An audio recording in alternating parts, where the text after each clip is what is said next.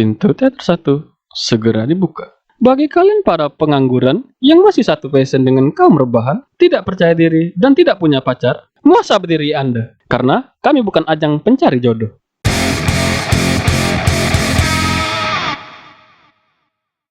Halo, selamat malam. Selamat datang kembali di Radio Halu Indonesia untuk menemani malam Jumat kalian. Bersama saya, Mr. Haris, yang ingin gajian bulan ini dalam program Halu Experience. Masih dari pengalaman Pak Direktur kami, jadi semua cerita beliau kami rangkum dan kami kumpulkan menjadi satu, dan kami namai Nico Universe.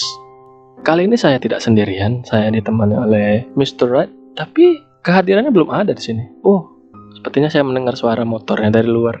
Anda dari mana, Pak? Kok baru datang jam segini? Ya, tadi kan saya mau cari makan. Ini beli nasi goreng. Tahu nggak harganya berapa 4 bungkus? 94.000. Apa, Mr. 94.000? Anda beli di mana itu nasi goreng? Itu loh yang di depan lorong pondok. Tidak usah disebut namanya. Ini yang horor bukan ceritanya, tapi harganya. 4 bungkus 94.000. Mungkin berasnya dari Wakanda. Sepertinya harga nasi goreng itu lebih seram dari cerita kali ini. Ayolah Mr. Red, nggak usah tarik napas lagi. Langsung saja dengan satu tarikan napas, Anda cerita sekarang. Esoknya, setelah kejadian yang dicerita lembur, Nico masuk kerja. Ia ditanya-tanyai dengan sedikit marah oleh bosnya. Kita sebut saja Kokolim. Ia ditanya-tanyai kenapa barang-barangnya ditinggal semua dan pekerjaannya masih belum selesai. Nico menceritakan saja apa adanya. Namun tentu saja Kokolim tidak mempercayai hal tersebut. Setelah itu, Kokolim menyuruhnya untuk membantu beliau membetulkan pipa air yang ada di tangki penyimpanan air yang di kejadian kemarin. Hari itu siang dan agak sedikit mendung. Mereka berdua naik ke sana. Namun sesampainya di sana, Kokolim lupa membawa peralatan-peralatan untuk memperbaiki pipa tersebut. Jadi, Nico disuruh menunggu di sana, sementara Kokolim turun untuk mengambil perkakas-perkakas. Saat sedang menunggu, Nico lagi-lagi melihat makhluk yang ia lihat kemarin malam, kita sebut saja Melati, dengan posisi yang sama, yaitu membelakangi beliau. Karena ketakutan, Nico turun dari sana dan menuju toilet, agar setidaknya ada alibi ketika sewaktu-waktu ditanya oleh Kokolim dia kemana. Setelah dari warung, Kokolim naik lagi ke tempat tangki penyimpanan air itu. Di sana dia melihat Nico, atau lebih tepatnya sosok yang menyerupai Nico. Ya, karena memang menyerupai Nico, ya jadi dia berpikir positif lah. Bukan berpikir positif sih, lebih tepatnya ya gak tahu apa-apa. Ya dipikirnya itu beneran Nico. Ia langsung memulai pekerjaannya. Ketika tengah memperbaiki pipa tersebut, ia lupa membawa apa? Kayak tang gitu. Jadi dia minta Nico untuk mengambilkan tang tersebut di kotak barang yang ia taruh di dekat tangga tangki air tersebut. Ko, tolong ambilin tang dong. Namun, yang diberikan oleh Nico tersebut bukanlah tang, melainkan tangannya yang diulurkan ke arah Kokolim.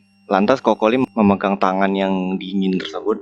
Karena tidak terima, Kokolim pun bertanya tanpa melihat ke arah sosok tersebut, "Apaan sih lu?" Dan saat itu, ketika Kokolim menoleh, ternyata di sana bukanlah Nico, melainkan sosok Melati yang melihat marah ke arahnya sambil mengulurkan tangan. Karena ketakutan, Kokolim pun menjerit, "Tidak!" Iya, kurang lebih seperti itulah. Si isi kantor berbondong-bondong mendatanginya dan bertubi-tubi menanyainya, ada apa? Karena masih belum tenang, maka Kokolim tidak menjawab satupun pertanyaan tersebut. Beliau dibawa ke kantor maksudnya. Di sana beliau menenangkan diri dulu. Setelah itu, beliau pun melihat Nico yang tadi selepas ke toilet. Beliau bertanya, karena beliau sudah agak tenangan sedikit, jadi beliau akhirnya berani membuka suara. "Ko, lu tadi kemana? Lu tadi kabur ya? Sudah ngelihat makhluk itu." "Makhluk apa, Pak? Orang saya tadi langsung ke toilet sebelum Bapak ke atas." "Ya karena kelamaan nunggu Bapak, terus saya kebelet juga ya, jadi saya langsung turun aja dong." Ya, setelah kejadian itu, Kokolim yang semula orangnya ateis, jadi memeluk agama lagi. Beliau berkonsultasi dengan pemilik gedung tersebut tentang apa yang sudah dia lihat. Pemilik gedung tersebut berkata bahwa ia memang lupa memberikan sesajen kepada makhluk tersebut. Meski sudah diberi sesajen pun, Melati masih kerap memberikan gangguan. Mungkin sesajennya kurang, mungkin dia butuhnya Starbucks, au, atau KF Crot. Enggak, ini serius. Jadi memang dia masih memberikan gangguan terhadap penghuni kantor tersebut. Ada satu kejadian lagi yang menimpa salah seorang pegawai di sana. Jadi dia merupakan seorang kasir. Suatu hari ketika ia tengah berjaga di loket kasir, dia mendengar suara langkah kaki yang mendekat ke arahnya. Karena ia kira itu seorang pelanggan, maka ia pun yang semula menundukkan kepala karena ia sedikit tertidur, ia langsung berdiri gitu. Gak berdiri sih, duduk tegap. Dan saat ia lihat, ternyata tidak ada siapa-siapa. Ia lanjut tidur-tidur ayam lagi. Saat tengah asyik memejamkan mata, kok asyik sih? Anda tidak ada akhlak tidur saat bekerja. Ia mendengar suara langkah kaki lagi yang mendekat ke arahnya. Saat ia lihat, ternyata tidak ada siapa-siapa lagi. Dan akhirnya ia pun tidak melanjutkan tidur-tidur ayamnya lagi. Ia tetap duduk tegap gitu. Dan lagi-lagi suara tersebut terdengar. Dan bahkan kali ini suaranya lebih dekat, seperti tepat di sampingnya. Kan di loket kasir itu ada kaca gitu kan. Dan dari pantulan kaca tersebut, ia melihat sesosok bayangan berdiri di belakangnya. Ia pun menoleh ke belakang, tidak ada siapa-siapa. Ia melihat lagi melalui pantulan kaca tersebut.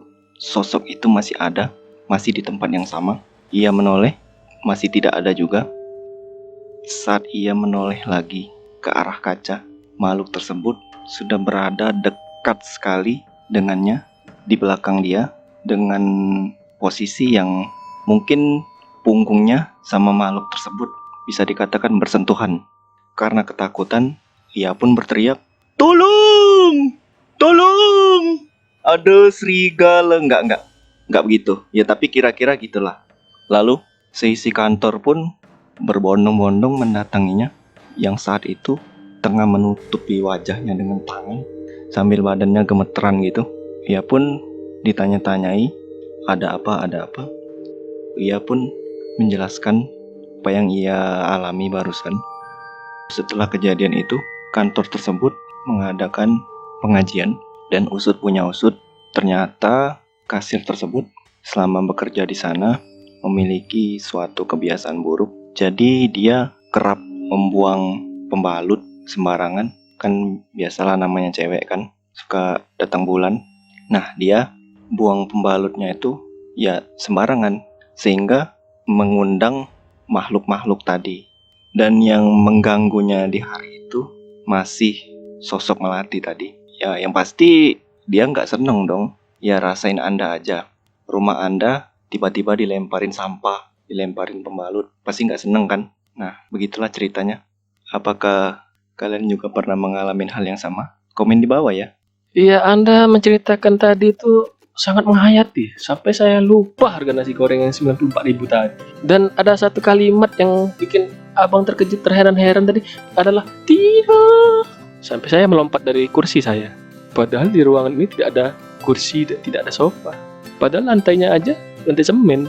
Pesan moral yang bisa kita ambil kali ini adalah buanglah sampah pada tempatnya.